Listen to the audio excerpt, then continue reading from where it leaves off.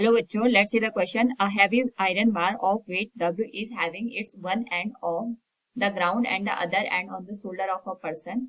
The bar makes an angle theta with the horizontal. The weight experienced by the person is, here we have given four options. Now to answer this question, first we will discuss here the key concept, and here the key concept is given as weight of a person or weight of an object which is given as mass into acceleration due to gravity. हमें ये बताता है कि कोई भी यहाँ पे object है वो कितना फोर्स एक्सपीरियंस कर रहा है by the earth on the given surface. तो यहाँ पे क्वेश्चन में हमारे पास एक हैवी आयरन बार दे रखी है जिसका जो वेट है ये W है। हम इसका जो मास है ये यहाँ पे m के बराबर मान लेते हैं, यानी अगर मैं इसके वेट की बात करूंगी तो वेट आ जाएगा इसका W will be equal to m into g के बराबर। दिस विल बी गिवन है इक्वेशन नंबर 1।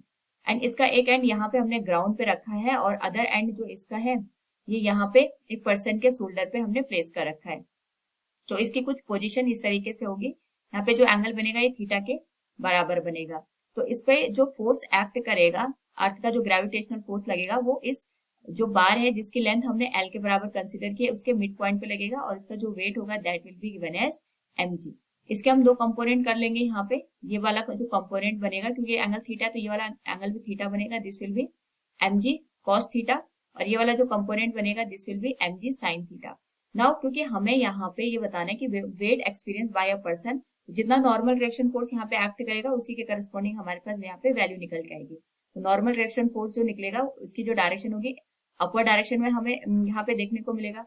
इसके करस्पॉन्डिंग अगर हम यहाँ पे देखें तो ये एंगल थीटा बन रहा है, तो ये वाला एंगल भी थीटा बनेगा। तो इसके यहाँ पे जो एंगल की वैल्यू होगी 90 माइनस थीटा बनेगी।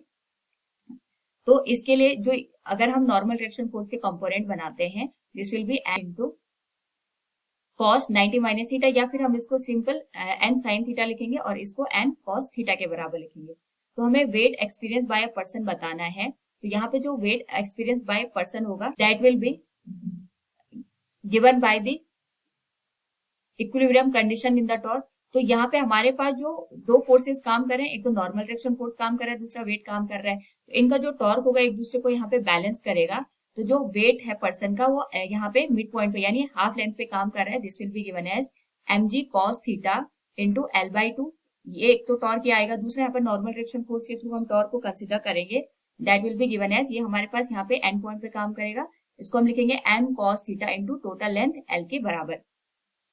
नाउ यहाँ पे जो हम टॉर्क की कंडीशन ले रहे हैं इस एंड पॉइंट के रिस्पेक्ट में हम कंसिडर कर रहे हैं।